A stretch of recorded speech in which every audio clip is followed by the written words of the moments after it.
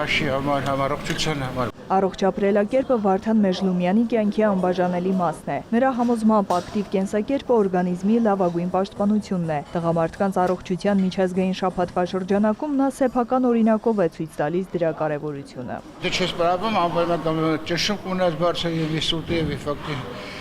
հարցում կլինի դա։ Անպայման պետք է բարապել օգտագործել ժամանակը առողջության համար։ Ճշում ունեցա, որի պատճառով իսուտային արդի վիճակերի մոտ։ Սկսեցին նորից բարապել ու նորմալացավ ամեն ինչը։ Իհարկե, ֆիզիկական ակտիվության տեսակը պետք է ընտրվի բժշկի խորհրդով, հաշվի առնելով յուրաքանչյուրի առողջական վիճակը։ 67-ամյա նախկին պրոֆեսիոնալ մարզիկ Գագիկ Գրիգորյանը համոզված է, մարզվել անհրաժեշտ է ցանկացած տարիքում։ Վիրահատությունից առաջ եւ հետո մարզասրահը նրա առօրյայի կարևոր մասն է։ Տարբեր սեկցիաներ կան, որտեղ սիրով մարզվում են մեր տարիքի անգամ, իմ տարիքի մարդիկ, հետևաբար ես կուզենայի նշել նաև խորհրդի կարգով, որ բոլորին է անհրաժեշտ նման միջավայրում գտնվելը ու շատ կարևոր է, որպեսզի իրենք կարողանան իրենց մարզավիճակը պահեն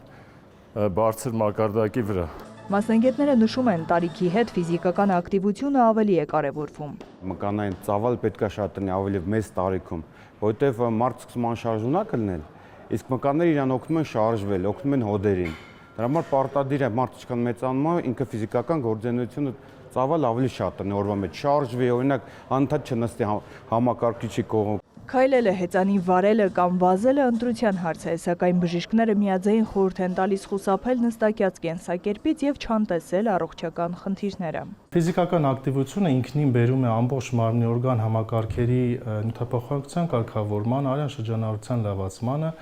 որը որպես ռոլը գասեմ նաև բերում է հորմոնալ ֆոնի կարգավորմանը։ Բժիշկը ընդգծում է 50-ից տղամարդկանց 50%-ի, 70-ից տղամարդկանց 70%-ի մոտ առկա են ադենոմային բնորոշ ախտանշաններ։ Այս վիճակագրությունը եւս մեկ անգամ ընդգծում է կանխարգելիչ հետազոտությունների կարևորությունը։ Կարևոր է, որպեսզի բոլոր տղամարդիկ հետևեն իրենց առողջությանը եւ շատ քիչ քանակի հետազոտություններ կա, որ պարտադիր պետք է անցնեն։ Դրանք են պրոստատ սպეციფიկ անտիգենը, դա լաբորատոր քննություն է, արյան քննություն է, այսպես ասած, որը ցույց է տալիս, որ տղամարդը հավանականություն կա, որ կունենա չարագուրուս թե ոչ շագանակագեղձի։ Սոնոգրաֆիկ հետազոտություն, որը պարզ հետազոտություն է, ցույց է տալիս ադենոմա ասվածը, ունենք մենք շագանակագեղձի մեծացում թե ոչ, եւ մեզ ընդհանուր քննություն,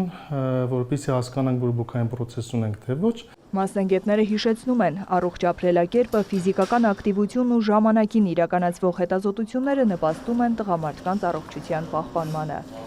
Նարեկ Ոսկանյան, Էդգար Դավթյան, լուրեր։